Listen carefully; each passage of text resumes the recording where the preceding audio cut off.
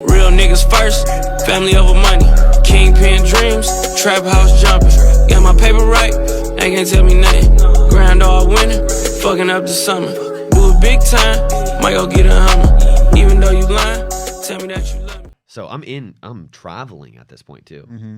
So, luckily I had another store ripping at the same time. It was like this wireless like hair straightener, Mm-hmm. which I'm probably sure you're familiar with. And that was doing okay. So like I still had like an income, and then we were selling a course on how to travel with Instagram. So I had like another income stream. So like, I think it was like the only thing. I think I probably would have just like went and jumped off a cliff or something. but luckily that wasn't the case. So yeah, me and my girl ended up figuring it out, and luckily, we had Manuka, we had Zuby, which is what it was called.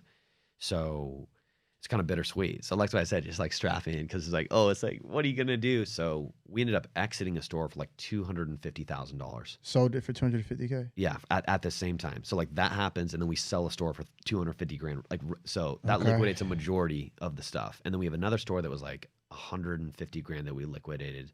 And then we had another store that we were still selling.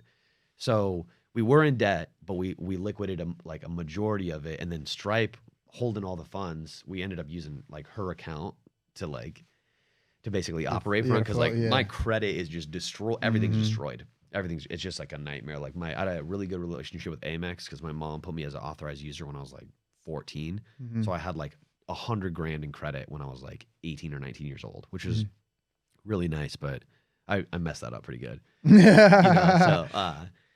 Which is crazy. But yeah, so, from there, we continued drop shipping. We had a couple stores that just did a little bit of, nothing big. I mean, that was like a sucker punch. So my risk tolerance at that point wasn't very high.